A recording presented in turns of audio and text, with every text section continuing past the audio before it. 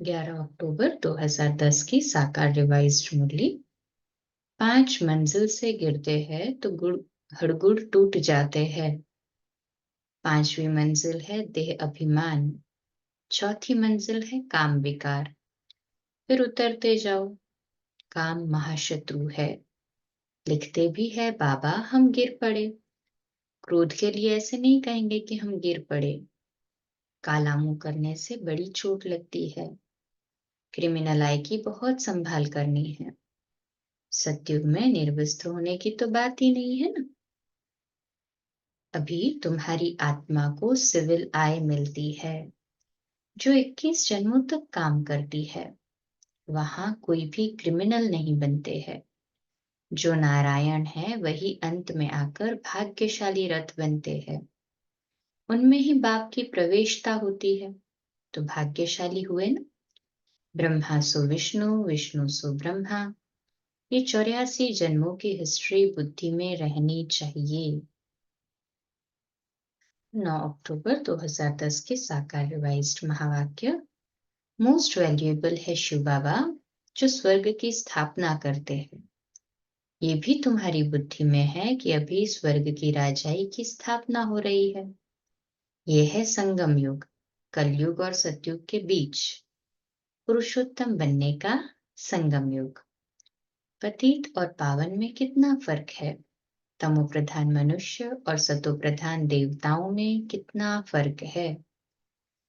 फिर 1 अक्टूबर 2010 के साकार रिवाइज्ड महावाक्य। बाप समझाते हैं ड्रामा अनुसार जो पास्ट हुआ सो फिर रिपीट होना है। पतित बनाने में नंबर 1 है काम, जिसके लिए कहा जाता है काम पर जीत पाने से तुम जगत जीत बनेंगे। रावण राज्य में विकार के बिगड़ तो कोई का भी शरीर पैदा नहीं होता है। सतयुग में रावण राज्य होता नहीं है। वहां भी अगर रावण होता तो बाकी भगवान ने रामराज्य स्थापन करके क्या किया।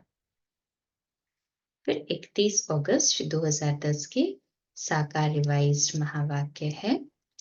प्यारे मीठे बाप दादा, हम बच्चों से कहते हैं देखो एक एक मुरली जो है इसमें एक एक वर्जन जो है वो कहीं ना कहीं डेप्थ में हमें प्योरिटी के बारे में भी सिखा रहा है।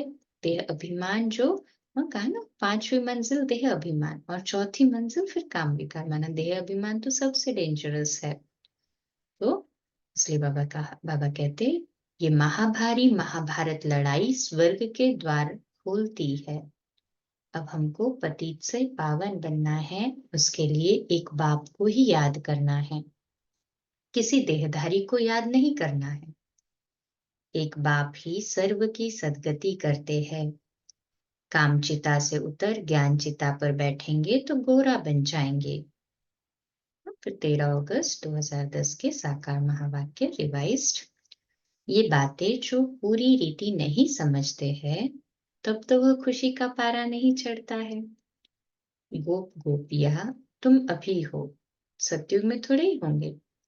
गोप गोपियों का गोपी वल्लभ भी अभी है। प्रजापिता ब्रह्मा है सर्व मनुष्य आत्माओं का बाप। फिर सब आत्माओं का बाप है निराकार शिव।